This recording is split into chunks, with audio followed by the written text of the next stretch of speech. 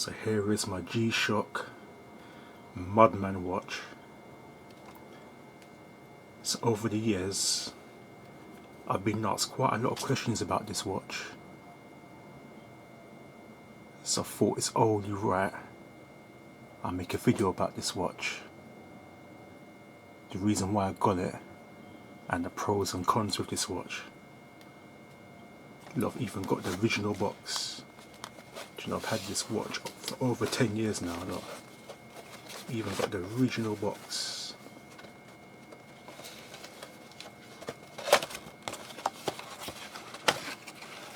Look, it's quite a big booklet there, in all different languages.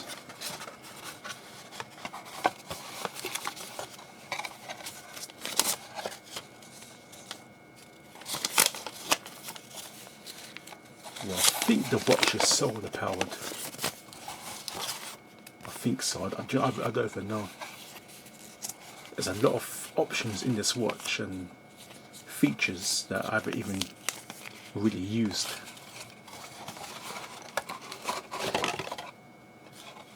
So there's the box. They come in this nice. Look at this. Come in this nice tin.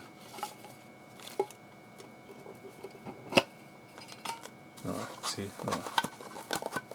that's what it came in when I first got it, and I've still got all this stuff that it came with. So if I can remember, I'm sure I paid £95 for it. But what I'll do is I'll double check on my Amazon account. That's where I bought it from, and I'll post up the picture of the order page so you can see how much I paid for it. So the reason why I bought this was because I bought this just after, not long after I first started to work on trains. Because the reason why is before this watch, before I bought this G-Shock Mudman watch, this was my go-to watch. This Casio TV watch. Do you know what? I just like digital watches. I just got a thing for them. I've never been a fan of analog watches. I'm a digital man. So that was my go-to watch. But what it was at the time, even now, at the time this watch was discontinued and you couldn't get it anymore. And these watches are quite expensive now in the used market. They're not cheap. Some of them have gone for over £300. So I thought to myself, I don't really want to damage it. What was happening? The screen was getting scratched up working on trains. So I thought to myself, because this watch is like a collector's item now, I don't want to damage it. So that's the reason why I went and bought the G-Shock. But what happened was, a few weeks back, I was taking my backpack off and the watch got caught on the shoulder strap while I was taking it off. So that's why it's now broken. You see there, the plastic is broken. And it's broken there as well. Yeah, I'm not really happy about that. It's a sad time. So if anyone knows or anyone got any links where I can get like a housing case, so I can take out the electrics and put it inside the new housing, yeah, I would be grateful for that. Yeah, and this is my going out watch. This is my special occasion watch. And I think I've had this watch for about 18 years now. And I've never changed the battery, and not. It says 10-year battery. And that's over 10 years. Yeah, believe it or not, this watch gets more attention than all those Rolexes, Gucci watches. I'm not lying. The amount of people that have said, yeah man, I like your watch, I like that retro style watch, and this is only a cheap watch.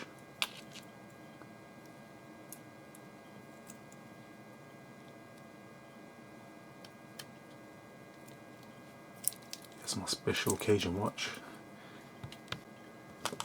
Alright, going back to the G-Shock. So yeah, been using this for over 10 years now. It's a strong watch. As you can see, it looks like it's been through war.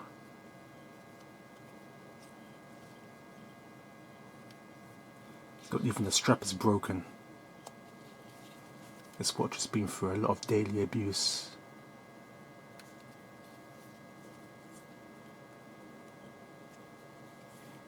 Even this thing, I don't know what you call that thing, the thing that holds the strap in place. Even that broke. So I had the idea. So that all that is, that's a rubber O-ring. I bought a box of them from, I think it was Maplin's where I bought them from, either Maplin's or Lidl, one of them shops some years ago. And that's all that is a rubber O-ring that holds that in place. So I know people are going to take my idea, so you remember where you got the idea from? You got it from me, and it works, it does the job. But I do need to change that strap. So let's look at it. This watch has been through a lot. And now there are pros and cons with this watch. The pros are, it's a good watch, it's strong, it's waterproof. This watch has been in a Jamaican sea, in that salty water. It's got a compass, but I've never used the compass. It also tells the temperature. It's got a temperature probe in it, but I don't know how accurate those two things are because I never used them. But reading instructions, you can calibrate it, but it looks quite complex when you calibrate them. Yeah, but I've never really used those options in it. Basically, I use it for the time, really, the time and the date, and the world time. Yeah, this watch has been around the world with me. See, we press that. That's the date, and when you press it again, it will change the world time. So that's the other time zone that I've set for world time.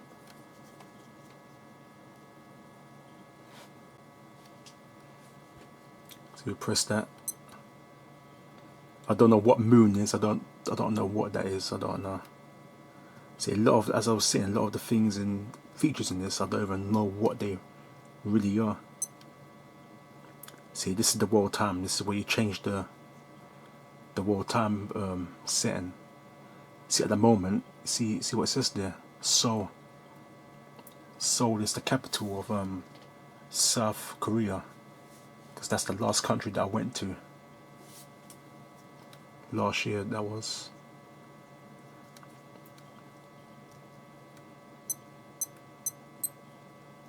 So that time up there,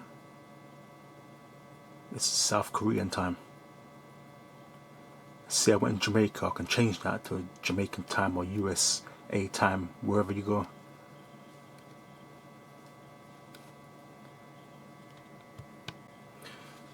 Now the downsides to this watch is it is big.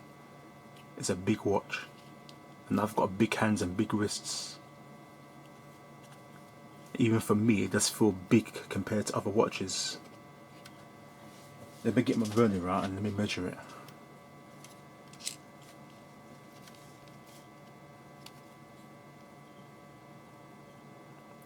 So that's the depth of it.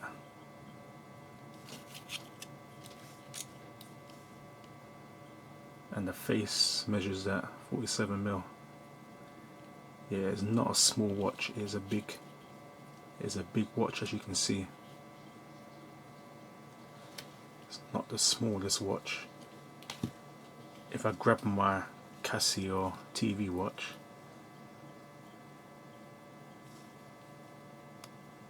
and compare the sizes, compare the depth, you will see how big it is compared to that. See, when you compare it to other watches, you can see it is a big watch.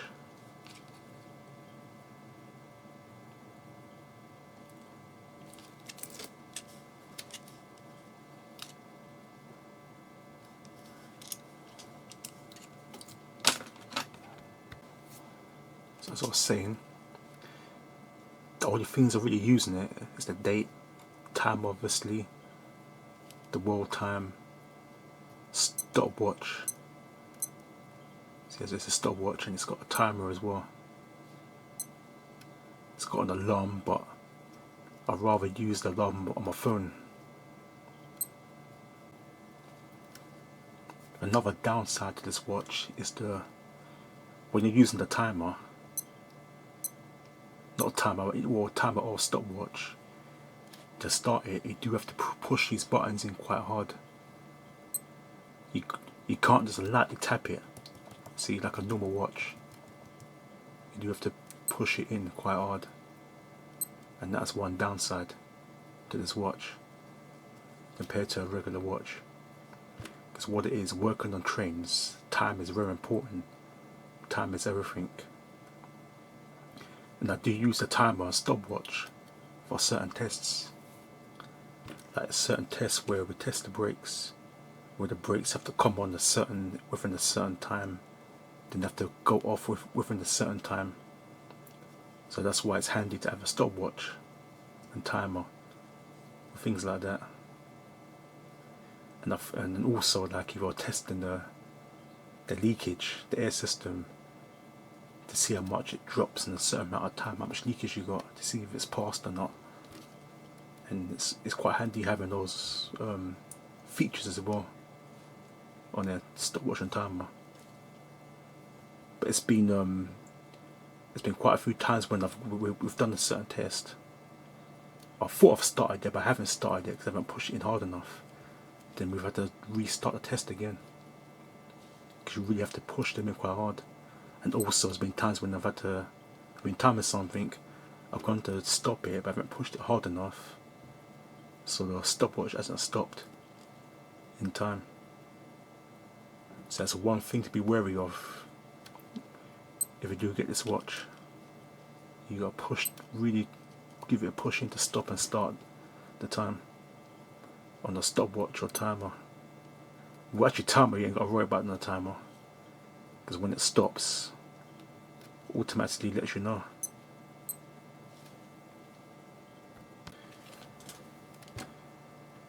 You know, a lot of people out there saying now there's no point wearing a watch, I've got a phone. But the reason why I prefer to wear a watch at work is because there's some times where my hands they're caked in grease and dirt, and it's just more hassle. That say I want to check the time to see how much time I got left for lunchtime or break time. I just find it easier just to flip my wrist to look at the time, rather than to wipe my hands, then go inside my pocket, get my phone out, flip it up, just look at the time. So that's one of the reasons why I prefer to wear a watch at work, because it's just easier, quicker. Because as I was saying, time, working on the trains, time is everything. Time is a very important time.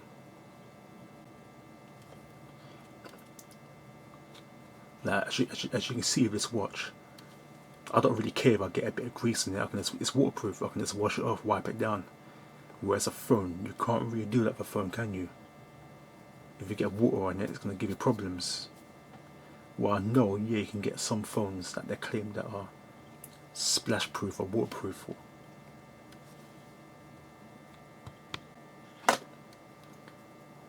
Also, this well-timed feature is very useful for me when I've been traveling around the world, because whoever I travel with, because they know that I've got this watch, it's got the world time on it, I'm always the one that they come and ask about time back home. They always come to me and say, oh, what's the time back home? What's the time back home? Because even though you can get all that on your phone, it's just quicker to ask me, because look, it's all on one. Look, it's all on one display.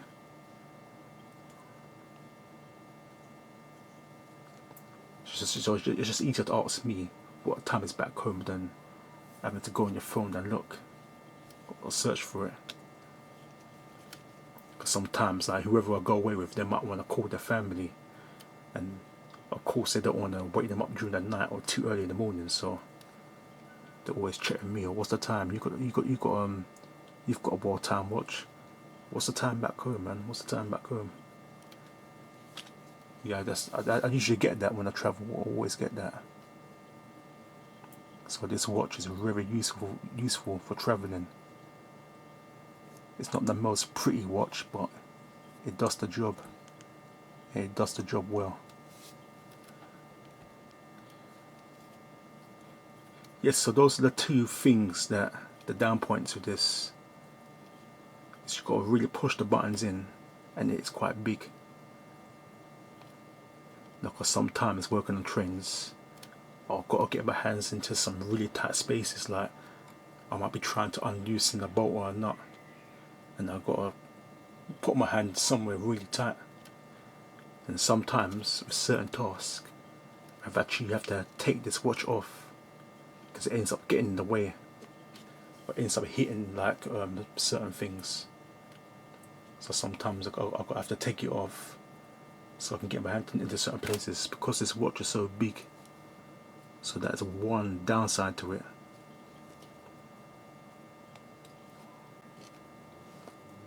Yeah, as you imagine you're trying to put your hand to it, like imagine you're trying to squeeze your hand into a little box, and you imagine that's going to be getting caught on the edge of it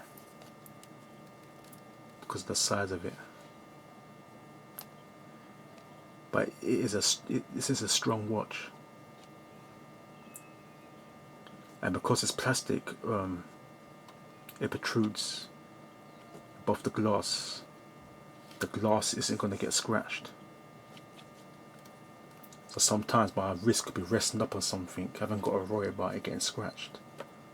As you can see, look, there's not one scratch on that glass.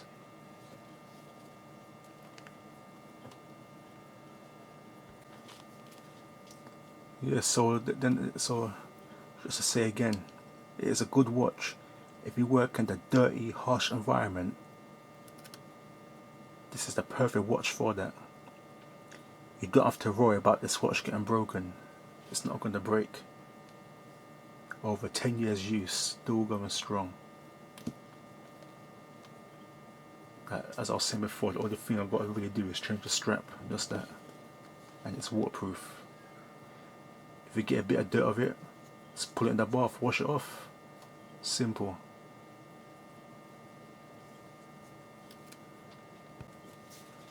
So I think that's it. That's all I can say about this watch really. I've got nothing really else more to say about it.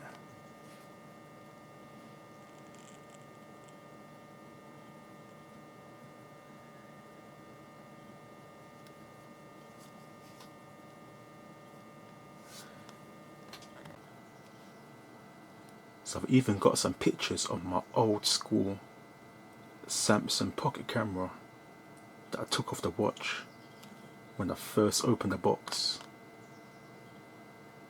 Yeah, and I'm surprised, you know.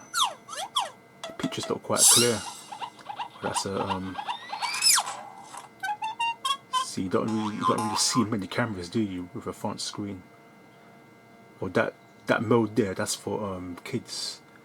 So you get kids to look at the camera, so they don't look away. It distracts them. Yeah, I'm surprised, you know, the pictures from this camera compared to today's cameras, the pictures are very clear, very sharp of what I took of this watch. So what I'll do, I'm going to post them up. Yeah, look at that, you don't see many cameras with a front screen like that. At the time, this is one of a kind, this camera.